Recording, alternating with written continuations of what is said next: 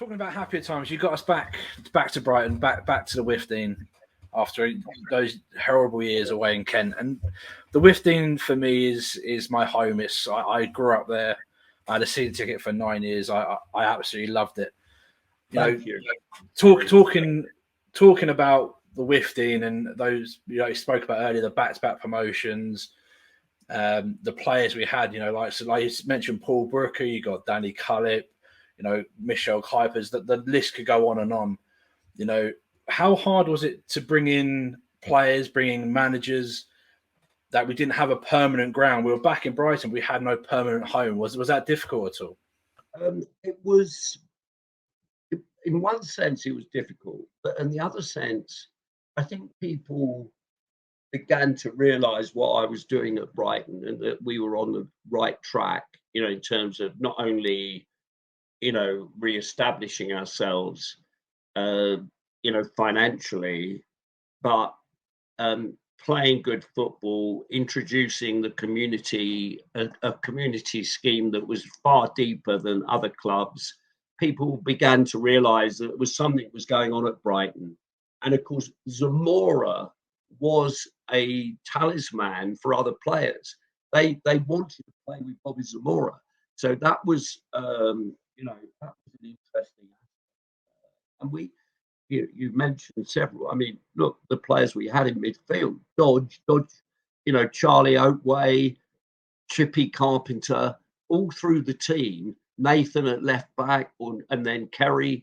Paul Watson. What a telepathic understanding he had with Bobby. All through the team, there were strong characters in that team. And talk about leadership. Dodge was probably the quietest one of all of them, except that he had incredible authority. If Dodge said we shouldn't do that, they all listened. But they had a purpose. And I remember when Mickey first went to Leicester, and I knew he was going to become. He went actually as assistant to Dave. Yes. What's his name? Dave, the ex Wimbledon manager. Dave Besson, isn't it? Was it Dave Besson? Besson, no? Sorry, yeah. No, Besson was the goalkeeper. Anyway. Besson was the Wimbledon goalkeeper. No, this guy was a very well-established manager, but he was going to become director of football at Leicester, and Mickey, took over the following season and took them to the Premiership that season. But so when I then got Peter Taylor quite quickly, who'd been the Leicester manager. And he was the England under-21 manager, and for a while he was the England manager, and he gave David Beckham his debut for England. So he came in with quite a reputation, and I said to him, he wanted to bring all of his staff, and I said, no, we don't do it like that here. We've got a very good assistant manager who hasn't gone with Mickey because Mickey couldn't offer him a role because he was going to be assistant, to Dave, the guy I'm talking about, the then Leicester manager. But so I said to Peter Taylor, work with the assistant we've got, Bob Booker, and if it doesn't work, he is a very good coach and he's a very amiable guy who gets on. He's a great bridge for you, the manager, to the players. Good managers always have distance between themselves and the players. They don't get too close to the players, nor should they, because it becomes harder for them to drop them from the team or whatever, right?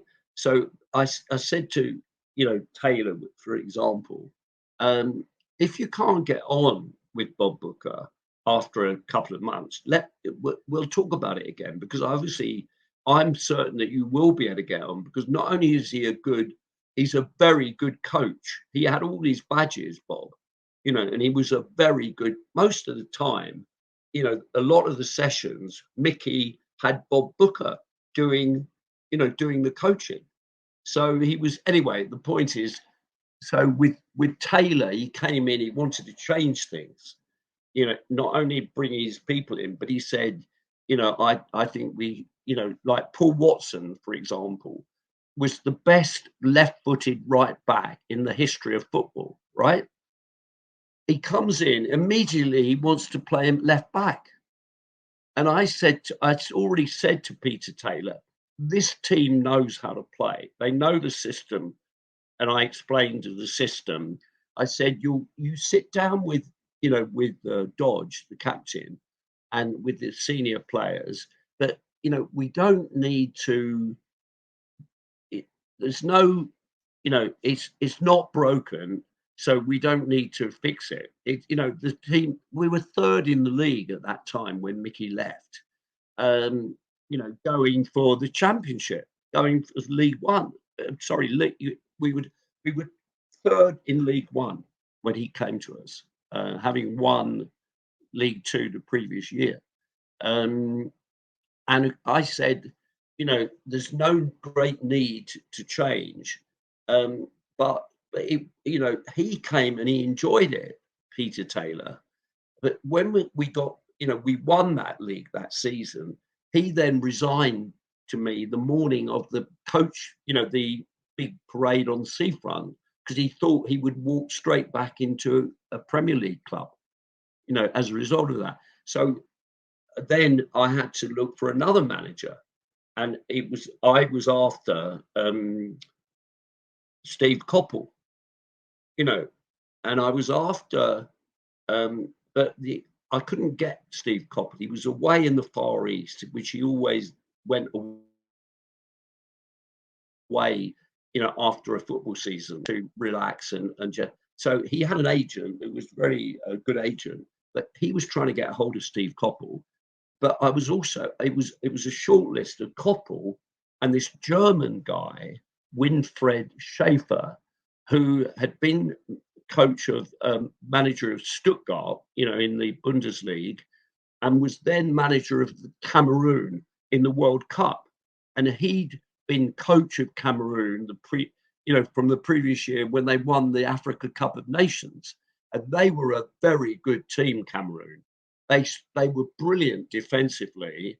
And if you remember, they had that character up front, Roger Miller, who did all the dancing. But they were a very good team. Anyway, I was after this guy, Schäfer, and he was the one I really wanted. His agent, they got through the group stage and they got to the quarterfinals. This is in Japan and Korea. So I'm waiting. At one point, I was going to go over there, but I was getting married that summer, to my current, well, not my current, my second wife, who I'm still happily married to. But so I couldn't really get there. I was, Schäfer, they get to the quarterfinals, Cameroon, right? All the time I've been dealing through his agent, who said that his English was very good. Eventually, Cameroon had not paid their airfares out to Japan and Hong Kong. And the Korea.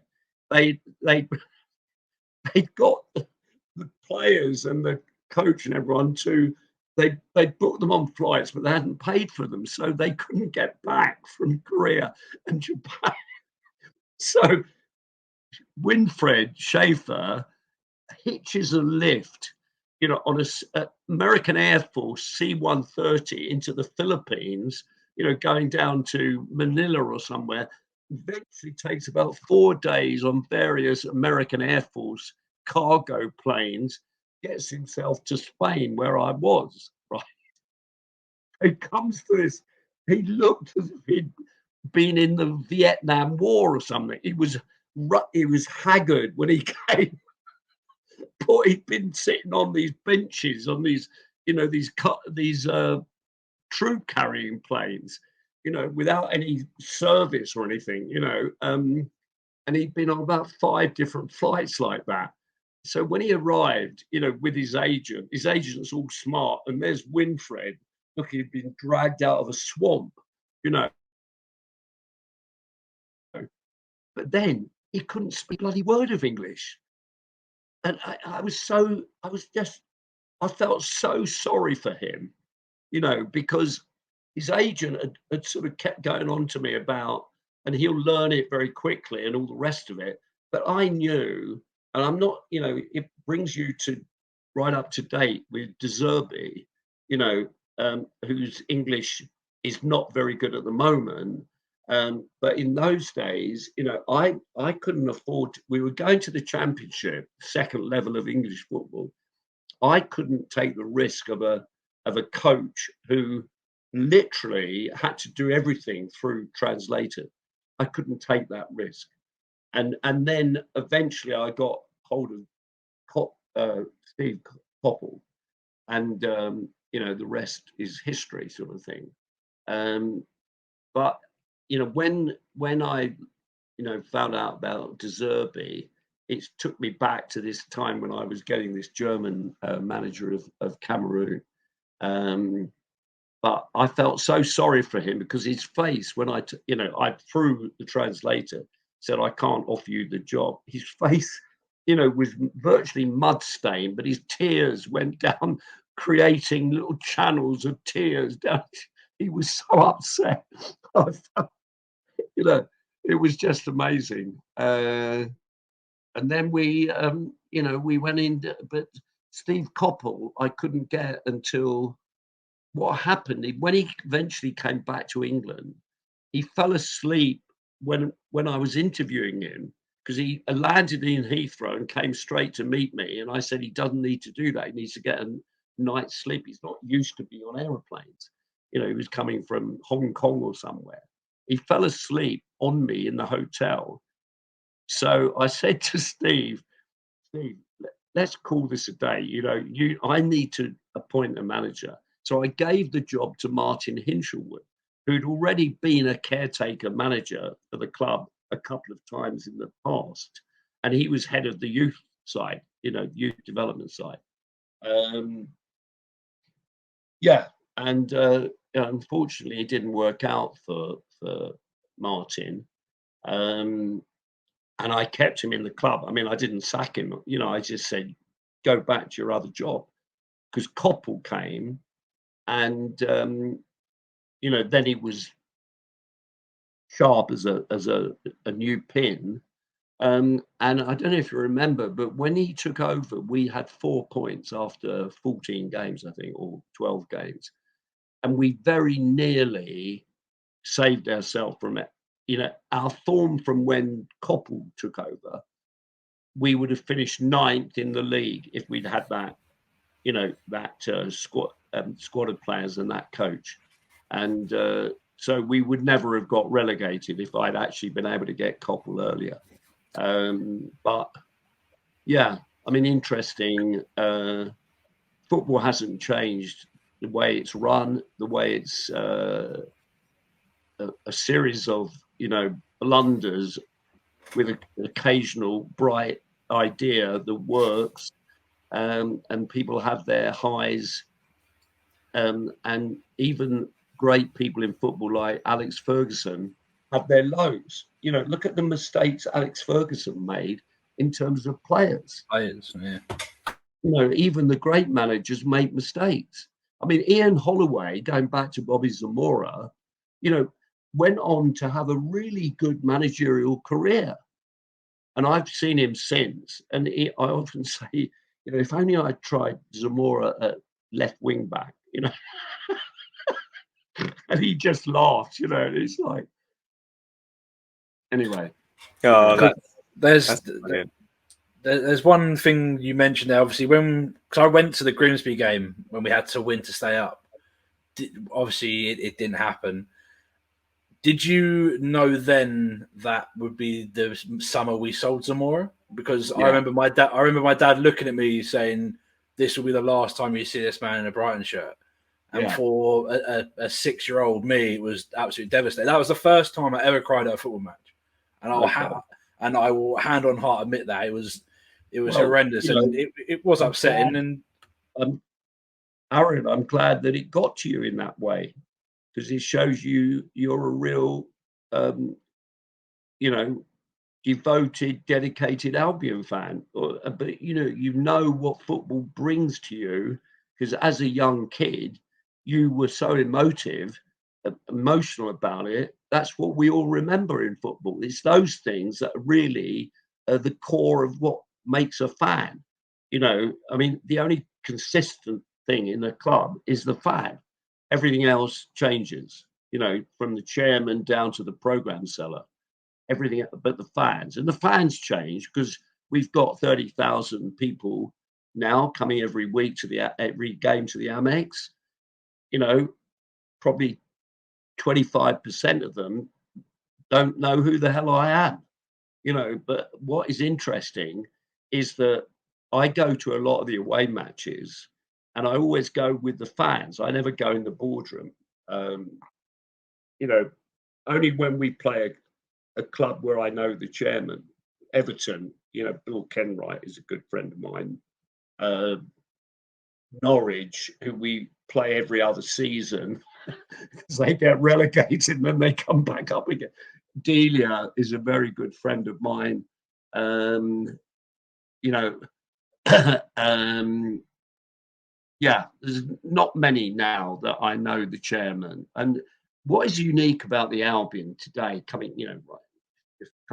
is that if you look at the Premiership now, we are the only club, Brighton, that has the current and the previous chairman are both genuine Brighton boys who are genuine were supporters of the club long before they became chairman of the club. And there's no other club in the Premier League and probably in the top leagues Middlesbrough would be the same if they were in the Premier League, because Steve Gibson is like me and Tony. He's a Middlesbrough boy who, is a genuine fan of the club, and I think his dad was a director of Middlesbrough before. But it's a unique situation, the Brighton situation now, for all sorts of reasons, of course. To go from bottom of the fourth level, which is what it was when I took it over, to being, we're now in the top four, but I don't think we'll stay there. I think we have to realize that we're probably not going to stay there. But who knows? I mean, Roberto may have a magic wand and he may inspire even more out of this team. I fear a better for. wizard than Potter. Pardon? A better wizard than Potter. Well, you haven't asked me about that, but I do think that it was almost inevitable that Graham Potter was going to go. It was all very sudden, and clearly, they had it in mind, Chelsea. Not the day before. There were, you don't make that type of move and do it all in a day. So, he's done really well this season for us, Graham. I think that where no one would have been surprised him taking, the people he brought into the club. That's natural. But taking people like Bruno and Ben Roberts, I mean, they were there long before Graham came to the club. And I think, the one that hurt most people is Bruno. But then you've got to think about the sort of money they were being offered. I mean, I think that in Bruno's case, knowing him, which I do, I know him well, in his heart of hearts, he wouldn't have wanted to leave the Albion. And I think it's a shame in a way that we couldn't have found a way to make a commitment to him in some way. I don't mean, you will be the next manager, but Bruno, his heart is in Brighton and the fans love him. And So because of the damage to that, it's almost shaken people's faith. People like us, fans, it's almost shaken your faith in what can you believe in football today if someone like Bruno goes. And I just think if the club could have made some way of keeping him, I don't think that he would have gone. It was only he was offered a huge amount of money, and obviously we weren't able to stop him going. I just think that it would have been good if we could have somehow found a way of keeping him there, because I'm certain in knowing him that in his heart he didn't want to go. I think he would have stayed if there'd been some way of them being able to promise him a future at Brighton. I don't know that, but I just suspect, Ben Roberts. I mean, I brought Ben Roberts into the club initially, as a goalkeeper, and he was a very good goalkeeper and a very interesting guy. He used to, when everyone else in the close season went to, Benidorm or Marbella, he used to go hiking in the Andes, amazing. He used to go, backpacking in the bloody Andes or somewhere like that, or in Antarctica and places like that. He's very interesting character. And of course, I don't know whether anyone at Chelsea has just yet realised that they've just got a goalkeeping coach who, how good is he? He conceded a goal against Chelsea in the fastest ever FA Cup goal against Chelsea when he was playing for Middlesbrough. When Di Matteo scored it after about 25 seconds, and that was Ben Roberts in goal. So, that's the way football is, though, isn't it? It's strange ups and downs, but wonderful to be involved in it. I don't regret any of it. It was just so enjoyable. I mean, the fight was. I love a challenge, and for me, we were always going to get the stadium. We got over one hurdle, another hurdle sprung up. We went again. To go through effectively 2.5 public inquiries to get that ground is, unique in football history. But because of that, our ground had a history before a ball was kicked. Because it took me 14 years from the last game at the Goldstone to the first game at the Amex. 14 years. You couldn't make it up. It's incredible. Yeah, it was absolutely incredible how long it took. It was a journey that, as a fan, it just seemed to go on forever. And I mean, I want to echo what Aaron says as well, as one of those people, I suppose, the lost generation or whatever you want to call it. I grew up watching football at the Withdean, and just the prolonged period of getting the planning permission, and then obviously the financial crisis happening. It just seemed to go on forever. But I suppose, Dick, if you had access to a time machine and you could go back in time to 1997, what advice would you give to a young Dick Knight as he takes up the mantle of chairman of the Albion? What would you say to your younger self to sort of help you get through all those tough times? Well, I would say what I would say to any aspiring person who's got a brain and who wants to improve themselves is be enthusiastic, be determined, don't give up, be determined, have faith in yourself, make sure you surround yourself with good people, listen to them, don't always, don't be autocratic, but have a team of people around you that we're all singing from the same, hymn book. And then I did it with my ad agency. I built up a small ad agency in London into a global ad agency where in the end I was employing 4,000 people from initially 5 people, and that was over a nearly 30-year period. But it was always determined to be enthusiastic, enjoy what you do. If you don't enjoy it, do something else, because if you don't enjoy it, you'll never be any good at it. And be determined, and always make people believe that what you're trying to achieve, with their help, you will achieve it. And I think that I was able to inspire people to think, and Martin played a great role in that as well, over the stadium side of it. So we were quite a pairing, Martin and I. We were quite, some team of strikers, shall we say, or or defenders, whichever was required at the time. It would be, I think the most important for me always is someone's enthusiasm. If they're enthusiastic and they've got brains, then they'll go far, because their enthusiasm and character will create a momentum, which, unless you've got that enthusiasm, there isn't any momentum, and then get people swept up by it as well, that they can see there's something happening. And I always remember, here's a little anecdote for you.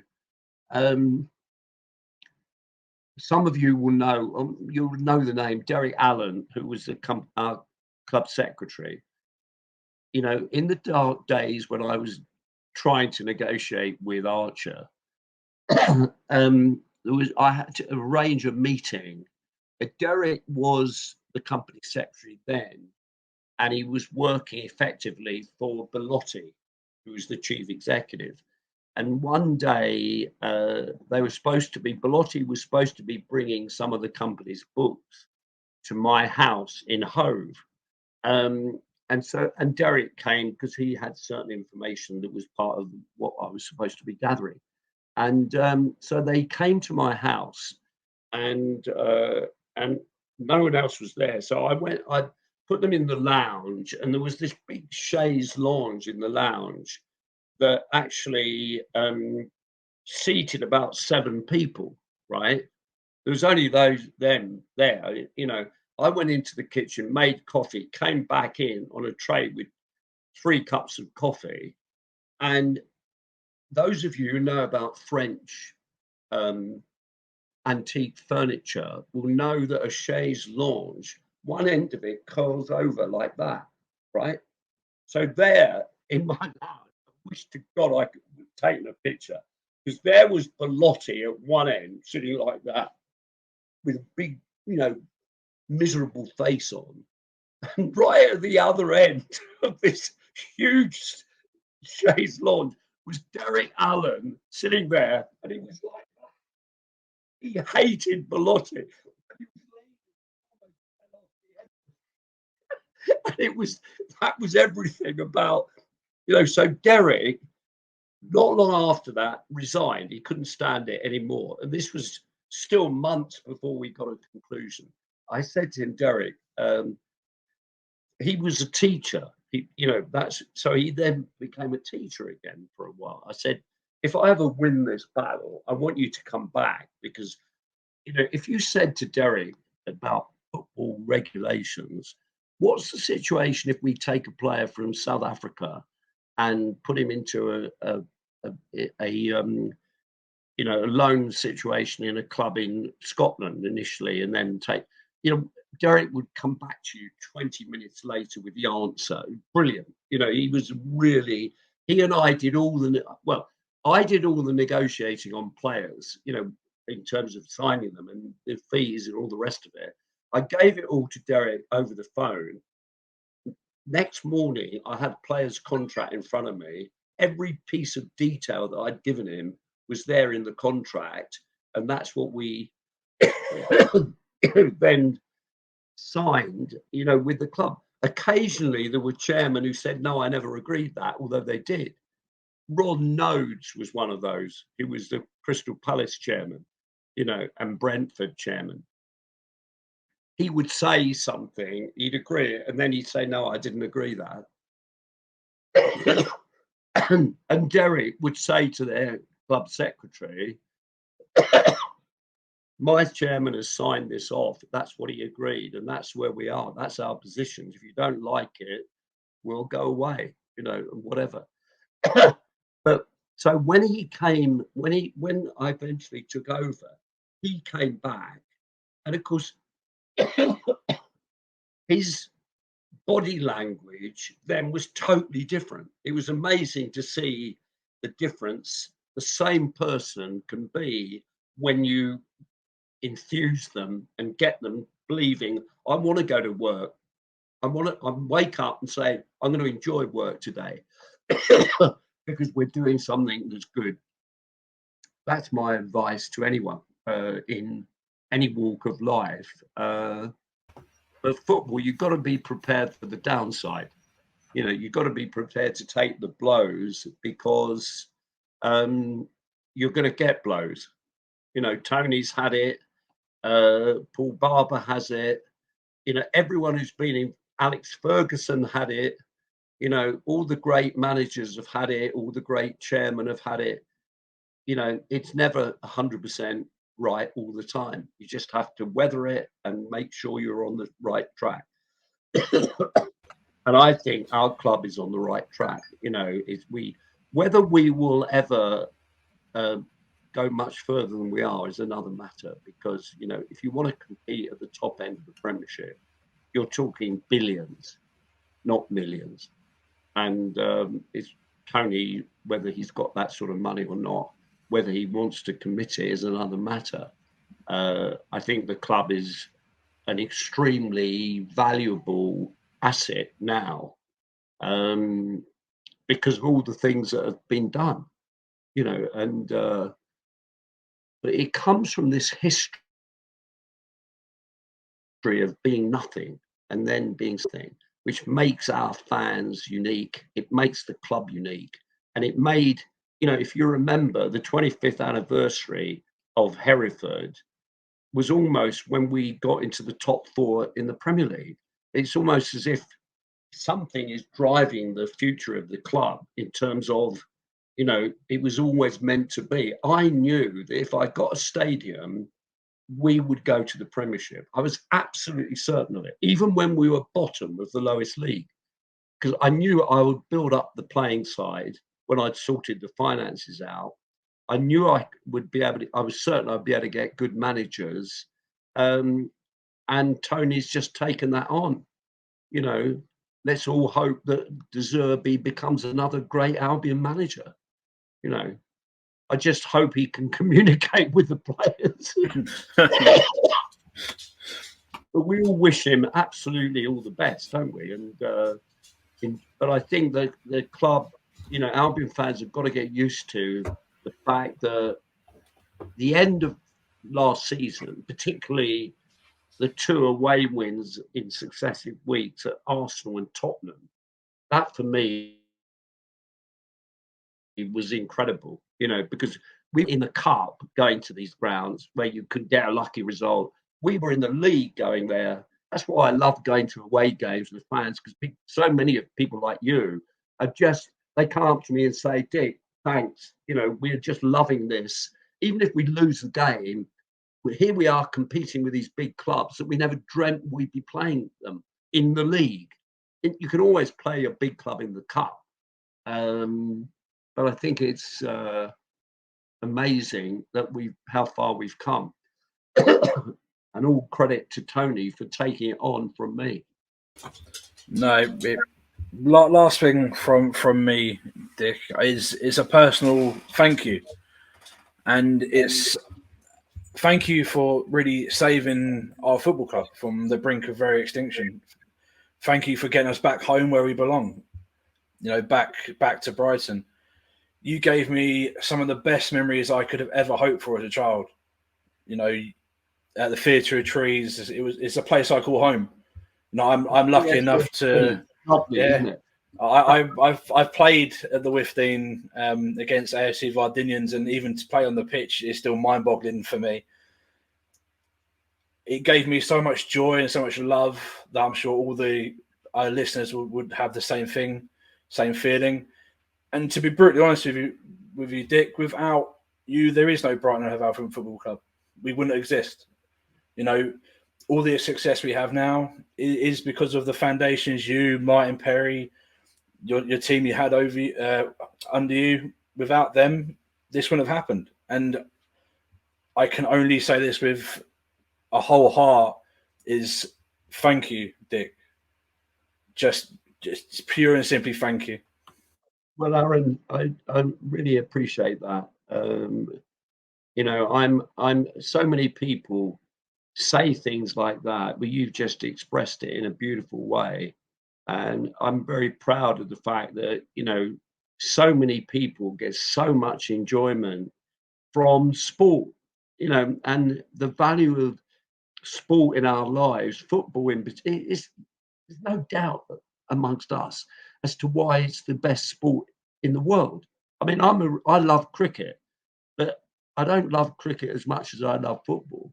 And I love football because I have an allegiance to the Albion, which is unique on top of how good the game is. I've seen some great games in my time that didn't feature the Albion. But, you know, when you've got that extra layer of loyalty and devotion to a team, and you go through what our fans have been through, you know, the talk about the lows. I mean, we were at the bottom of the Grand Canyon, or we were in the gutter, you know, and then we went. I mean, I don't know if you remember, but when we won League One, we were halfway between the gutter and the stars. And Norman, my good friend, had an album out at that time called, guess what? Halfway Between the Gutter and the Stars. So I said, Norman, you know, you don't mind me doing this, do you? But I want to call our video for the season that, because that's exactly where we are, halfway. And now, recently, when we beat Arsenal the first time, I sent him a text saying, Norman, there's Saturn over there. You know, and that was it. I only had to say that, and he calls me boss. He said, absolutely, boss. You know, that was a dialogue going on between us. And yeah, look, Norman, there's Saturn over there, you know. And so, you know, it's just great that so many people have common ground in that, you know, and all sorts of different backgrounds, political, you know. I mean, I'm sure there's a lot of, you know, right-wing people who support the Albion. Fine, I don't mind as long as you support the Albion. You know, that's what is important. I'm left-wing in my general feelings, but did well in business because I worked bloody hard, you know, and carried people with me. But I do think that, you know, really the heart, I mean, why it's important that football generically needs to sort the money issues out, because the Premier League ain't going anywhere in terms of revenue. They're going to get more and more revenue, you know, because the overseas rights are going to increase and increase. We haven't even touched South America yet. And so, you know, there's huge growth opportunities. UK rights in television will stay where they are now. They won't get any bigger. In fact, they went down in the latest round of negotiations slightly. But I think there will be the European Super League will probably happen ultimately. But I think it will be the prelude to a World League where all the major cities in the world have a top team, you know. I mean, the Americans have tried to do this with their sports, but they don't have a sport that travels particularly well. We have the ultimate sport. And, you know, I can see a situation where Shanghai United or Shanghai Shenyu, whatever the team is that Gus actually managed, you know, plays San Francisco, who will have a soccer team. You know, I can see that in the future because it will be driven by television and not only but streaming rights. You know, you guys are using modern technology for this program, for this show, and it's going to get more and more available. You know, we call it narrowcasting, but there's going to be so many ways you can watch football, and I think it will just get bigger. I think the Premier League will remain, and whereas, you know, the Super League, they wanted to carry on playing in the Premier League and have the Super League in the weekdays. And ironically, of course, if the Premier League had actually agreed to that, the fans probably wouldn't have protested the way they did, because they would still be seeing these teams playing in the Premier League. You know, but when the Premier League, you know, when it was basically agreed that they would have to go and play there in their Super League and forget the Premier League, that was what destroyed it. In my opinion, it will come back eventually in an acceptable form, you know, for everyone. But anyway, that's the future. I'll still be here. We certainly hope so, Dick. I'm saying that as I'm coughing and spluttering. You know, but... No, Dick, it is as Aaron has said. You know, it's been a genuine privilege to chat to you tonight. I just want to echo what he has said. A huge thank you from myself and from all of us at Albion Obsessed for everything that you have done for this club. Because as Aaron has said, far better than I could. Without Dick Knight, there is no Brighton and Hove Albion. So thank you for giving up some of your time this evening to chat to us. It has been, as I say, a pleasure and a privilege to chat to you. And maybe we'll get to chat to you again in the future. Who knows? But we're going to draw the episode to a close now, if that's okay. So thank you very much, Dick, for your time again. And thank you, listeners and viewers, for joining us on this episode of Albion Obsessed. Don't forget to like, share, and subscribe for more content if you haven't done so already. And we will see you next time. Take care. Thank you, Tom. Thank you, Joe. Thank you, Aaron. I've really enjoyed it because I'm Albion Obsessed, as you will have gathered. Good night, everyone. Yeah.